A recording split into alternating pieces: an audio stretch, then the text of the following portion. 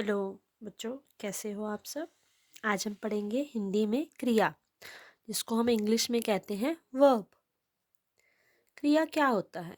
आप लोग जिंदगी में जितने भी जीव हैं वो सब क्रिया करते हैं। क्रिया मीन्स कोई काम करते हैं, तो उसी को हम हिंदी में क्रिया कहते हैं और इंग्लिश में बोलते हैं वर्ब, मतलब कोई काम करना। Doing words are called verb. क्रिया जिन शब्दों से किसी काम या करना या होना पाया जाए उसे क्रिया कहते हैं।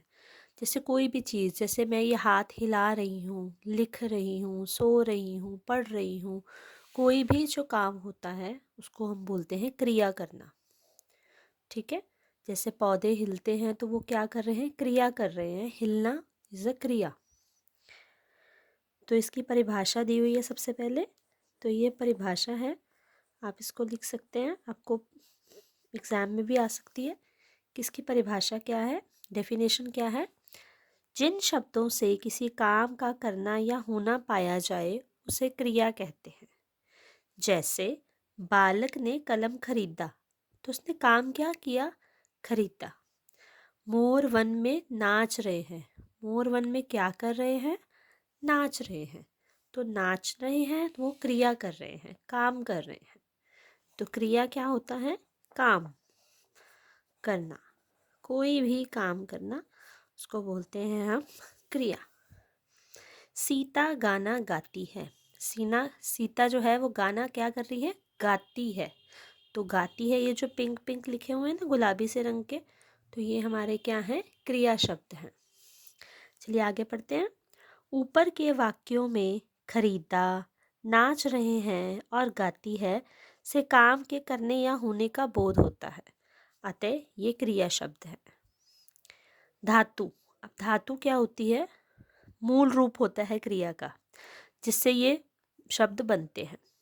जैसे ये खरीदा है तो इसका धातु शब्द होगा खरीद। नाच रहे हैं, गाती है, गाती का होगा गाना। यहाँ पे पढ़ेंगे हम लिख। लिख धातु शब्द है। क्रिया के मूल रूप को धातु कहते हैं, जहाँ से वो बनता है। धातु से ही विभिन्न क्रिया रूपों की रचना होती है। कुछ क्रियाएं और उनकी धातुओं का अध्ययन करो। यहाँ पे कुछ उदाहरण के लिए दिए गए हैं। जैसे धातु शब्द कौन सा है? लिख, तो उसका क्रिया शब्द बनेगा लिखना। पढ़, पढ़ना। जा, जाना। खा, खाना। धो, धोना। चल, चलना। खेल, खेलना। सुन, सुनना। उड़, उड़ना। जल, जलना। तो आप किसी भी आप धातु रूप भी यूज़ कर सकते हो और आप क्रिया शब्द का भी प्रयोग कर सकते हो। आगे हम पढ़ेंगे क्रिया के भेद, काइंड्स ऑफ वर्ब। इंग्लिश में आपने पढ़ा होगा, ग्रामर में, व्याकरण में, हम हिंदी में पढ़ेंगे। किसी क्रिया का प्रभाव कर्ता पर पड़ता है। कर्ता क्या होता है? ऑब्जेक्ट। या कर्म के पर भी इस आधार पर क्रिया के दो भेद हैं। दो चीज़ें होती हैं, कर्ता और कर्म, सब्जेक्ट एंड ऑब्जेक्ट। ठीक है। अकर्मक क्रिया, that is intransitive verb, and सकर्मक क्रिया, ट्रांजिटिव वर्ब। अब इनको विस्तार से पढ़ेंगे। सबसे पहले है अकर्मक क्रिया। अकर्मक क्रिया क्या होती है? बिना कर्म वाली क्रिया। अब कर्म क्या होता है? कर्म का मतलब आप जानते हैं, ऑब्जेक्ट होता है। ऑब्जेक्ट मीन्स जिसके लिए काम हो रहा है। ठीक है। एक जो आपका वाक्य होता है उसमें दो चीज़ें दी होती हैं। जैसे हम पहले वाला ही देखते हैं, बालक ने कलम खरीदा। तो इस वाक्य में बालक है कर्ता। कर्ता मीन जिसने काम किया। कलम ये आपका कर्म है और खरीदा क्रिया। ठीक है।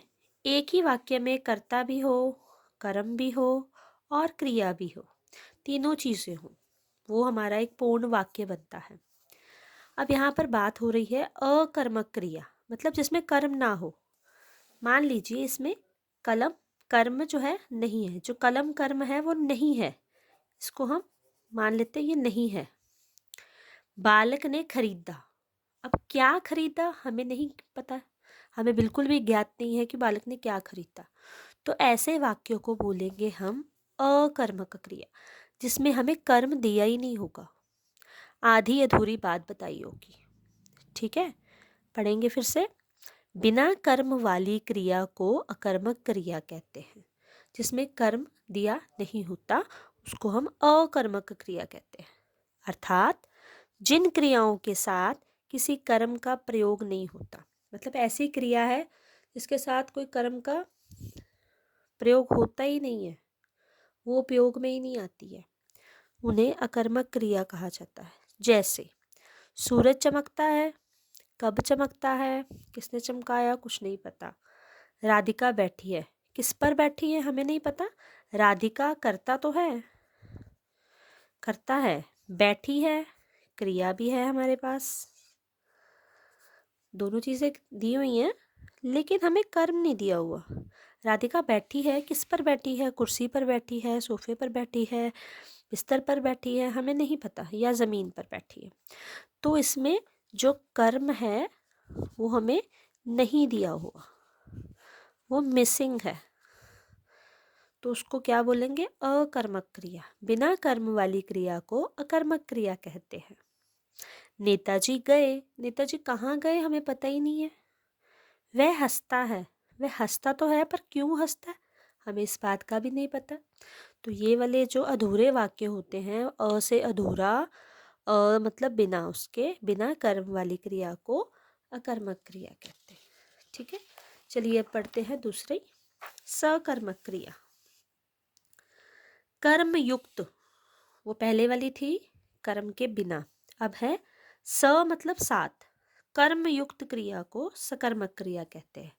मतलब इसमें आपको कर्ता भी दिया हुआ है, कर्म भी दिया हुआ है और क्रिया भी दी हुई है। ठीक है, पंकज ने फूल तोड़े, पंकज क्या है, कर्ता, फूल कर्म है और तोड़े क्रिया है। तो जिन शब्दों में हमें सब कुछ दिया होता है, कर्म भी दिया होता है, कर्ता भी और क्रिया भी दिया होता है, वो हमारे सकर्मक क्रिया होते हैं। कर्मयुक्त क्रिया को सकर्मक क्रिया कहते हैं। अर्थात जिन क्रिया शब्दों के साथ कर्म की आवश्यकता होती है उन्हें सकर्मक क्रिया कहा जाता है। जैसे पंकज ने फूल तोड़े, अब कर्म दिया हुआ है, क्या तोड़े, फूल तोड़े, तो फूल क्या है, कर्म है। दर्जी कपड़े सीता है, दर्जी क्या सीता है, कपड़े, तो कपड़े क्या है, कर्म है, कर्म दिया हुआ है। रसोइया खाना पकाता है, क्या पकाता है, खाना, तो खाना क्या है, कर्म, और कर्ता कौन है, रसोइया। आपको ज्ञात होना चाहिए कि किसी वाक्य में क्या क्या होता है, कर्ता, कर्म और क्रिया। तो ऊपर के वाक्यों में तोड़े, सीता है, पकाता है, सकर्मक क्रियाएं हैं क्योंकि इनके साथ कर्म का प्रयोग हुआ है। क्रिया के साथ क्या अथवा कोई प्रश्नवाचक शब्द लगाकर प्रश्न पूछने से यदि उत्तर मिले तो समझना चाहिए कि क्रिया सकर्मक है। तो ये था हमारा क्रिया का दो भेद, जो है अकर्मक और सकर्मक। अब रचना के आधार पर भी हमें कुछ अन्य भेद दिए हुए हैं, जिसे बोलते हैं प्रेरणार्थक क्रिया। ठीक है, प्रेरणार्थक में क्या होता है कि बंदा काम खुद से नहीं करके किसी और से करवाता है। जब कर्ता कोई काम स्वयं ना करके दूसरे से करवाता है तो ऐसी क्रिया को प्रेरणार्थक क्रिया कहा जाता है। राधे श्याम ने नौकर से सामान मंगवाया, मतलब उसने खुद नहीं लेके आया, उसने किसी से काम करवाया। बलविंदर ने कुली से माल ढुलवाया, दादाजी ने पोती से अखबार पढ़वाया। तो ये सारे क्या है, प्रेरणार्थक क्रिया है। संयुक्त क्रिया, संयुक्त क्रिया में क्या होता है, दो या दो से अधिक धातुओं से बनती है, उसे संयुक्त क्रिया कहते हैं। जैसे वह दिन भर चित्र बनाता रहा, शिक्षक पाठ पढ़ा रहे हैं, वह दौड़ते हुए गिर पड़ा, पहलवान ने चोर को पकड़ लिया। नाम धातु क्रिया, संज्ञा या विशेषण शब्दों से बनने वाली क्रिया को नाम धातु क्रिया कहते हैं, जिसमें संज्ञा मतलब कोई भी नाम आपको दिया हो सकता है, किसी भी व्यक्ति का, वस्तु, स्थान अथवा किसी का नाम दिया हो सकता है और साथ में विशेषण शब्द यूज़ किए होते हैं उसके साथ। उसने पहाड़ दोहरा लिया है, मतलब वो उसकी विशेषता बता रहा है कि उसने पाठ को क्या कर लिया है, दोहरा लिया है, तो ये इसकी विशेषता है। वह बहुत शर्माती है, तो ये भी क्या है इसकी विशेषता।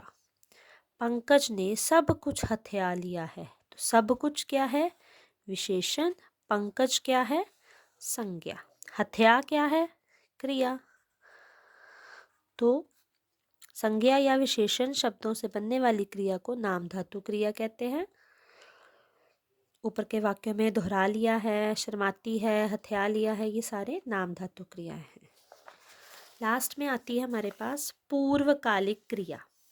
मुख्य क्रिया से पूर्व यदि कोई अन्य क्रिया हुई हो तो उसे पूर्वकालिक क्रिया कहते हैं, मतलब जिसमें दो क्रियाएं हों। दो क्रियाएं अगर होती हैं तो उसे पूर्वकालिक क्रिया कहते हैं। वह नहाकर पढ़ने लगा। कवि रवि बहुरूपिये को देखकर हंसने लगा। नहाकर और पढ़ने दो काम किए उसने, तो क्रिया नंबर 1 और क्रिया नंबर 2। मोहन बांसुरी बजाकर आया है, उसने दो क्रिया की, बजाई भी और आया भी।